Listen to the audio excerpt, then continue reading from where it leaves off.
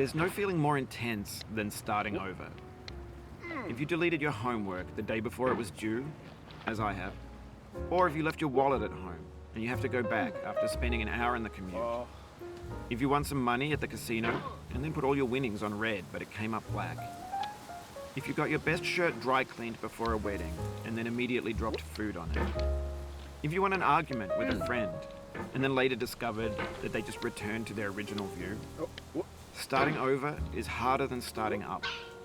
If you're not ready for that, like if you've already had a bad day, then what you're about to go through might be too much. Feel free to go away and come back. I'll be here. Alright, thanks for coming with me on this trip. I'll understand if you have to take a break at any point. Just find a safe place to stop and quit the game. And don't worry, I'll save your progress, always, even your mistakes. This game is a homage to a free game that came out in 2002, titled Sexy Hiking. The author of that game was Jazuo, a mysterious Czech designer who was known at the time as the father of B games. And B games are rough assemblages of found objects. Designers slap them together very quickly and freely, and they're often too rough and unfriendly to gain much of a following. They're built more for the joy of building them than as polished products. In a certain way, Sexy Hiking is the perfect embodiment of a B game. It's built almost entirely out of found and recycled parts, and it's one of the most unusual and unfriendly games of its time. In it, your task is simply to drag yourself up a mountain with a hammer. And that act of climbing, in the digital world or in real life, has certain essential properties that give the game its flavor. No amount of forward progress is guaranteed. Some cliffs are too sheer or too slippery, and the player is constantly, unremittingly in danger of falling and losing everything. Anyway, when you start Sexy Hiking, you're standing next to this dead tree that blocks the way to the entire rest of the game. It might take you an hour to get over that tree, and a lot of people never got past it.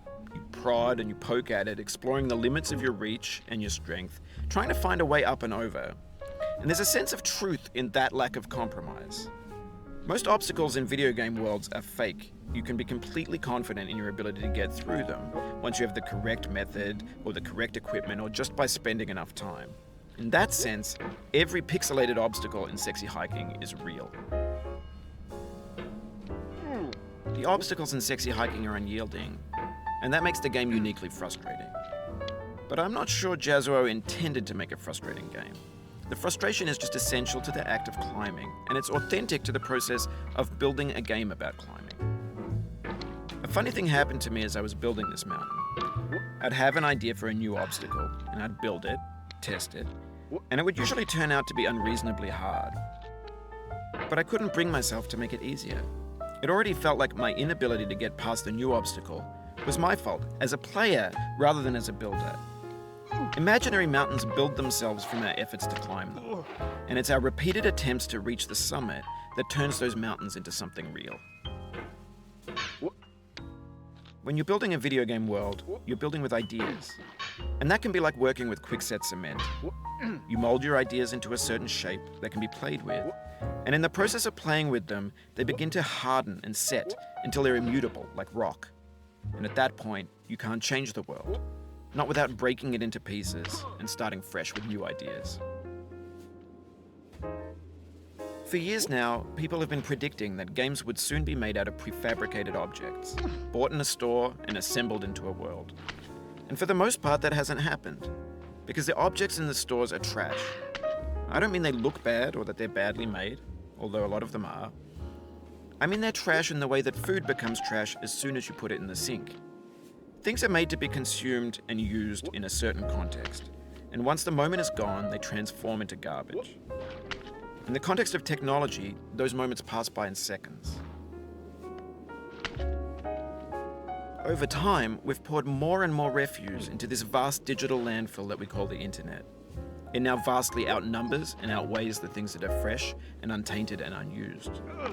When everything around us is cultural trash, trash becomes the new medium, the lingua franca of the digital age. And you can build culture out of trash. But only trash culture. B games, B movies, B music, B philosophy. Maybe this is what digital culture is. A monstrous mountain of trash, the ash heap of creativity's fountain. A landfill with everything we ever thought of in it. Grand, infinite, and unsorted. There's 3D models of breakfast, Gen X's fanfic novels, scan magazines, green screen Shia LaBeouf, banned snuff scenes on LiveLeak. Facebook's got lifelike bots with unbranded adverts and candid shots of Kanye and Taylor Swift mashups, car crash epic failed GIFs, Russian dashcam vids, discussions of McRibs, discarded, forgotten, unrecycled, muddled, rotten, untitled. Everything's fresh for about 6 seconds, until some newer thing beckons, and we hit refresh. And there's years of persevering, disappearing into the pile, out of style, out of sight. In this context, it's tempting to make friendly content that's gentle, that lets you churn through it but not earn it. Why make something demanding if it just gets piled up in the landfill, filed in with the bland things? When games were new, they wanted a lot from you. Daunting you, taunting you, resetting and delaying you. Players played stoically. Now everyone's turned off by that. They want to burn through it quickly, a quick fix for the fickle, some tricks for the clicks of the feckless. But that's not you, you're an acrobat. You could swallow a baseball bat. Now I know, most likely you're watching this on YouTube or Twitch, while some dude with 10 million views does it for you. Like a baby bird being fed chewed up food.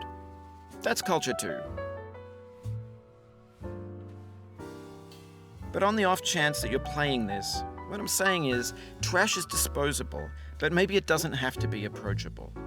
What's the feeling like? Are you stressed? I guess you don't hate it if you got this far, feeling frustrated. It's underrated.